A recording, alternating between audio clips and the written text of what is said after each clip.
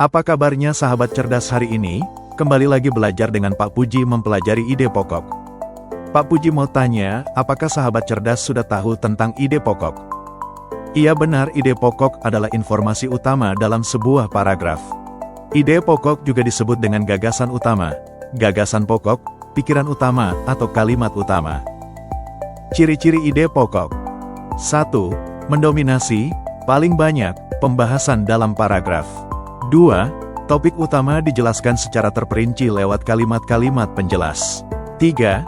Jika berdiri sendiri dalam satu kalimat, kalimat yang mengandung ide pokok tetap memiliki arti yang jelas.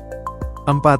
Jika terletak pada akhir paragraf, biasanya ditekankan dengan kata kunci seperti, sebagai kesimpulan, karena itu, yang terpenting, jadi, dan sebagainya. Berdasarkan letak ide pokok. 1. Paragraf deduktif memiliki ide pokok di awal paragraf. 2. Paragraf induktif memiliki ide pokok di akhir paragraf. Paragraf induktif ditandai dengan kata kunci yaitu, jadi, dengan demikian, oleh karena itu, oleh sebab itu, maka dari itu, sebagai kesimpulan, yang terpenting. Sahabat cerdas sekarang sudah mengetahui ide pokok dan ciri-ciri ide pokok dan berdasarkan letak ide pokok disebut deduktif di awal kalimat dan induktif di akhir kalimat. Sekarang sahabat cerdas bersama Pak Puji akan mempelajari ide pendukung. Apakah sahabat cerdas sudah pernah mempelajari ide pendukung? Oke baik sahabat cerdas, kita mulai mempelajari ide pendukung.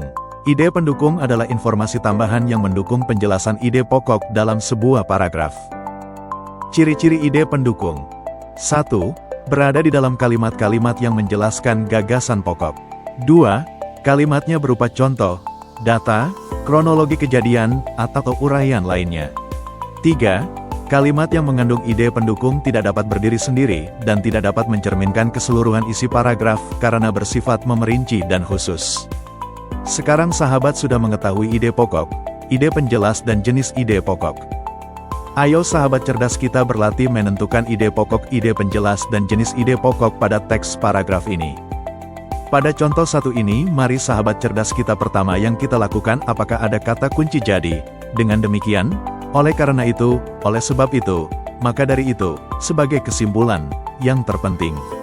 Pada contoh satu ini tidak ada kata kunci, berarti ide pokoknya ada di awal paragraf, yaitu pohon menghasilkan berbagai manfaat bagi manusia dan makhluk hidup lainnya.